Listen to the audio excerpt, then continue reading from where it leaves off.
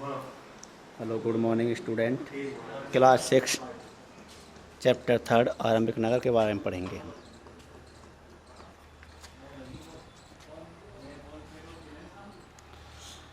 हड़प्पा की कहानी पढ़ेंगे आज। हड़प्पा की कहानी क्या है? अक्सर हम पुरानी इमारत अपनी कहानी बताते हैं। लगभग 150 साल पहले जब हमारे पंजाब में पहली बार रेलवे लाइन बिछाई जा रही थी, तो इस काम में जुटे इंजीनियरों को अचानक हड़प्पा पूरा स्थल मिला और आधुनिक पाकिस्तान में है। उन्होंने सोचा कि यह ऐसा खंडर है जहां अच्छी ईंटें मिलेंगी। यह सोचकर वे हड़प्पा के खंडरों में हज़ारों ईंटें उखाड़ ले गए, जिससे उन्हें रेलवे लाइन बिछाई और इसमें कई इमारतें पूरी तरह नष्ट हो गईं। उसके बाद लगभग 80 साल पहले पुरातत्वविदों ने इस स्थल को ढूंढा और तब पता चला कि यह खंडर उपमहाद्वीप के ऐसे पुराने शहरों में से है जो इस नगर की खोज सबसे पहले हुई थी। इसलिए बाद में मिलने वाले इस तरह के सभी पुरास्थलों में जो इमारतों चीज़ें मिली उन्हें हड़प्पा सभ्यता की इमारत कहा गया था।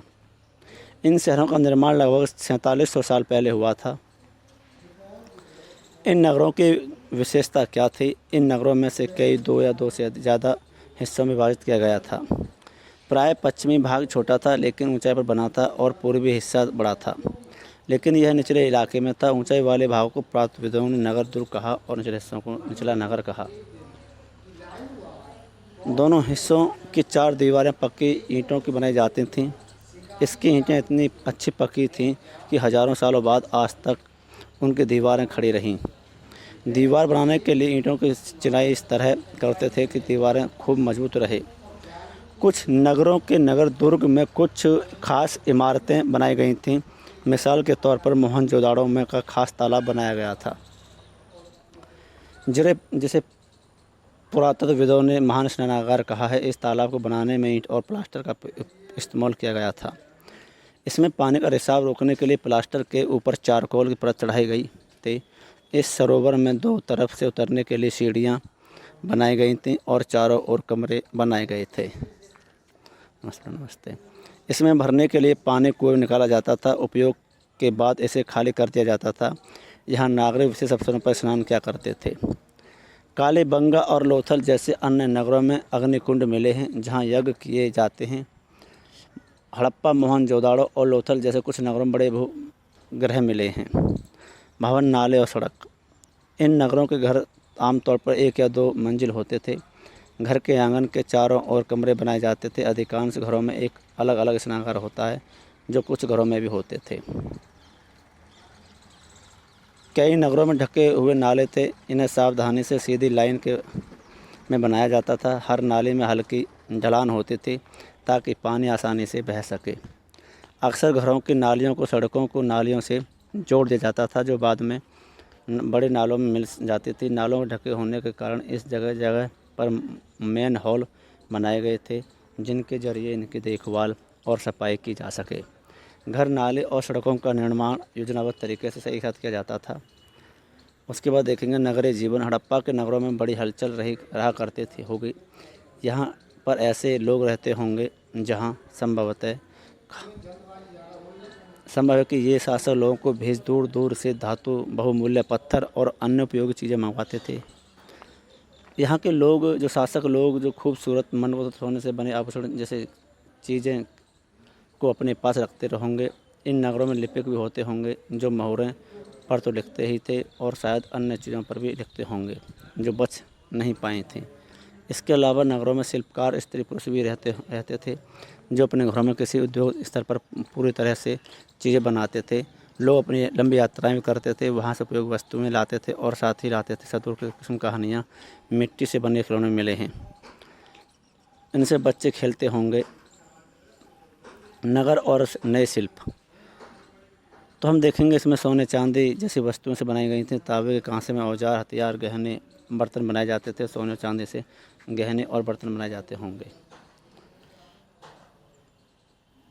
तो हम देखेंगे 7000 साल पहले मेहरगढ़ में कपास की खेती होती थी। मोहनजोदाड़ो से कपड़े के टुकड़े के अवशेष, चांदी के फूलदान के ढक्कन तक अन्य तांबी वस्तुओं चिपके हुए मिले हैं। पक्की ईंट तथा फैन से बनी तकलियाँ सूत काटने की जो संकेत देती हैं।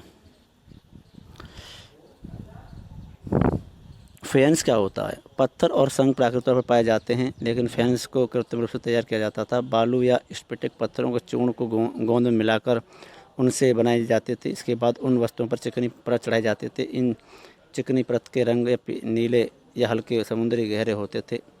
फेंस में मनके, चूड़ियाँ, बाले और छोटे बर्तन बनाए जाते थे। कच्चे माल की खोज में कच्चा माल उन पदार्थों को कहते हैं जो प्राकृतिक रूप से मिलते हैं, फिर या पशुपालक उनका उत्पादन करते हैं, जैसे कि लकड़ी या धातुएं चीज़ें बनाई जाती थी। मिसाल के तौर पर किसानों द्वारा तैयार किए गए कपड़ा तैयार किया जाता था। हड़प्पा के लोगों को कई चीज़ें मिलती थीं, लेकिन तांबा, लोहा, सोना, चांदी बहुमूल्य पत्थरों से दूर दूर से आयात करते थे। हम देखेंगे इसके बाद हड़प्पा के लोग तांबे का आयात आज के राजस्थान से करते थे। यहाँ तक कि कांसा बनाने के लिए तांबे के साथ मिलाई जाने वाली धातु टिन का आयात आधुनिक ईरान और अफगानिस्तान से किया जाता था। सोने का आयात आधुनिक कर्नाटक और बहुमूल्य पत्थरों का आयात गुजरात, ईरान और अफगानिस्तान से किया जाता था। नगर में रहने वाले के लिए भोजन।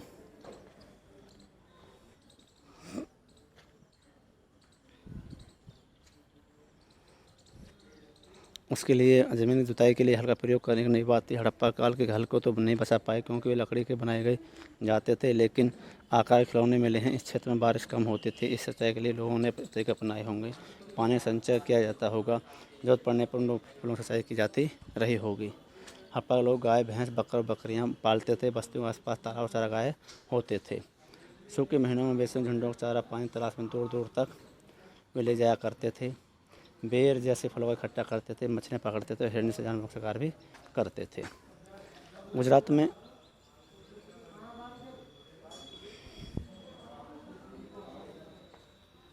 उसके बाद देखेंगे कच्छ के इलाके में हम देखेंगे। उसके बाद और भी मंदिर। खदर बेत के किनारे धोलावीरा नगर बसा था। वहाँ साफ पानी मिलता था और ज़मीन उपजाऊ थी। हड़प्पा सभ्यता के अंदर कई भागों में विभक्त थे। धोलावीरा नगर जो 3 भागों में बटा हुआ था। इसके हर हिस्से के चारों ओर पत्थर की ऊंची ऊंची दीवारें बनाई गई थीं। इसके अंदर जाने के लिए बड़े बड़े प्रवेश द्वार थे। इस नगर में खुला मैदान भी था जहां सार्वजनिक कार्यक्रम आयोजित किए जाते थे। यहाँ मिले कुछ अवशेष में हड़प्पा लिपि के बड़े बड़े अक्षरों में पत्थरों में खुदा पाया जाता था। अभिलेखों को लकड़ी से जड़ा गया था। यहाँ एक अनोखा अवशेष है। यहाँ आमतौर पर हड़प्पा के लेख जैसे मोहर छोटी वस्तुओं पर पाए जाते हैं। उसको देखेंगे जो गुजरात की खंपात खाड़ी मिलने वाली साबरमती की एक उपनदी है जो लोथल के इस नगर में बसा हुआ था। जो कीमती पत्थर जैसा बनाई गई चीज़ों के महत्वपूर्ण केंद्र था। इस नगर में भंडार गृह भी था। इस भंडार में मोहरें और मोहरबंदी की मिट्टी पर मिली हैं। यहाँ एक इमारत मिली है। यहाँ मन के आने का काम होता है और टुकड़े अवध बनने पर यहाँ पर मन के बनाने वाले उपकरण और तैयार भी मन के मिलते हैं।